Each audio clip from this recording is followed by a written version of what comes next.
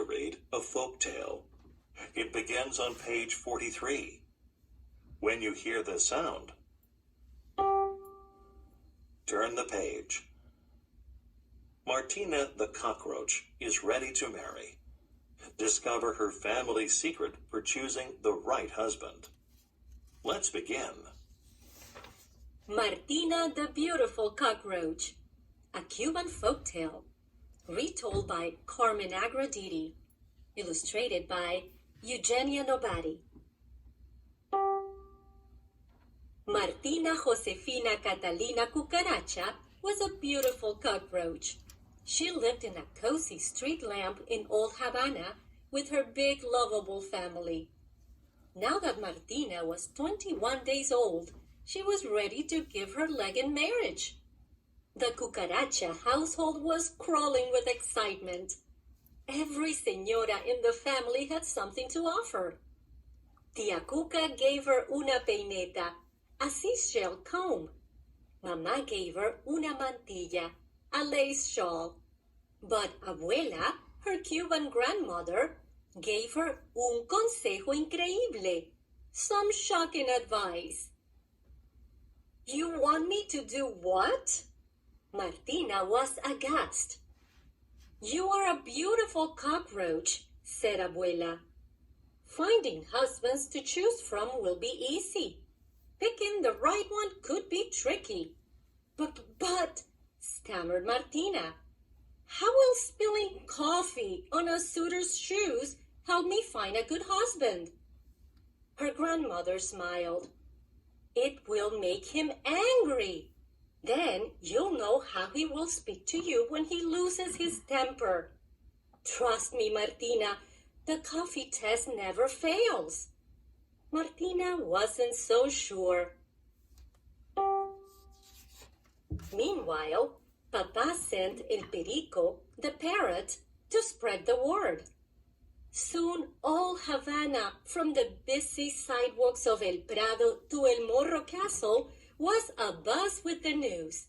Martina, the beautiful cockroach, was ready to choose a husband. As was the custom, Martina would greet her suitors from the balcony under her family's many watchful eyes. Daintily, she sat down and crossed her legs, and crossed her legs, and crossed her legs. She didn't have long to wait. Don Gallo, the rooster, strutted up first. Martina tried not to stare at his splendid shoes. Keeping one eye on his reflection, Don Gallo greeted her with a sweeping bow. Caramba! You really are a beautiful cockroach. I will look even more fabulous with you on my wing. With that, he leaned forward and crooned, Martina Josefina Catalina Cucaracha, beautiful muchacha, won't you be my wife? Martina hesitated only for an instant. Coffee, senor? Right on cue, Abuela appeared. With a quick glance at her grandmother, Martina nervously splattered coffee onto the rooster's spotless shoes. Oh my, she said with mock dismay. I'm all feelers today. Kikeriki! The rooster was furious. Clumsy cockroach, I will teach you better manners when you are my wife. Martina was stunned. The coffee test had worked. A most humble offer, senor, she said coolly, but I cannot accept. Don Cerdo, the pig, hoofed up next. His smell curled the little hairs on Martina's legs. What an unimaginable scent, Martina wheezed. Is it some new pig cologne? Oh no, señorita, it's the sweet aroma of my pigsty. Rotten eggs, turnip peels, stinky cheese. Don Cerdo licked his chops and sang, Martina Josefina Catalina Cucaracha, Beautiful muchacha, won't you be my wife? Martina had already left in search of coffee. She wasted no time with the pig.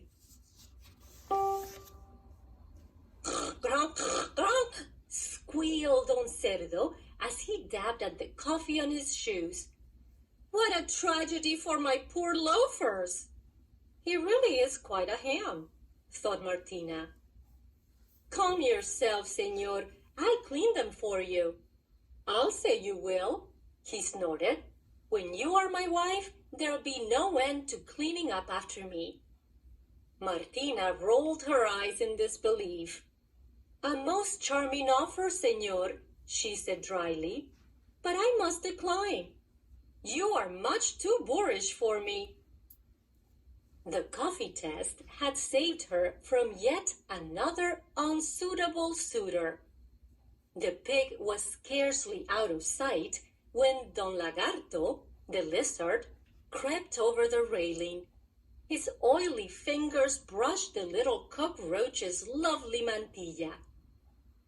You shouldn't sneak up on a lady like that. I don't sneak, I creep, he said, circling Martina. For some reason, this fellow really bugged her. I've had enough of creeps for one day, said Martina. Adios. But I need you. Wait! The lizard fell on one scaly knee and warbled. Martina Josefina Catalina Cucaracha, beautiful muchacha, won't you be my wife? Martina sighed. Let me see if there's any coffee left. This time, she wasn't taking any chances. Martina returned with 2 cups for the lizard. Pff, pff, he spat. Don Lagarto was livid. He changed colors 3 times before he finally found his true one. And to think, he hissed, I was going to marry you. Martina stared at the lizard. You could have heard a breadcrumb drop. Food for thought, senor, Martina said icily. But I must refuse. You are much too cold-blooded for me. When her grandmother returned to collect the day's coffee cups, Martina was still fuming. I'm going inside, abuela. So soon? See, I'm afraid of whom I might meet next. Abuela drew Martina to the railing and pointed to the garden below. What about him? Martina looked down at the tiny brown mouse, and her cockroach heart began to beat faster. Tiki-ting, tiki-tan. Oh, abuela, he's adorable. Where has he been? Right here all along. What do I do? Go talk to him and just be yourself. Martina handed abuela her peineta and mantilla, then scurried down to the garden. The mouse was waiting. Tiki-ting, tiki-tan. Hola, hello. His voice was like warm honey. My name is Perez. Hola, she whispered shyly. I'm Martina. The beautiful cockroach. He finished for her. You think I'm beautiful? The little mouse turned pink under his fur. Well, my eyes are rather weak, but I have excellent ears. I know you are strong and good, Martina Josefina Catalina Cucaracha. Then he squinted sweetly. Who cares if you are beautiful? Tikitin, tikitan!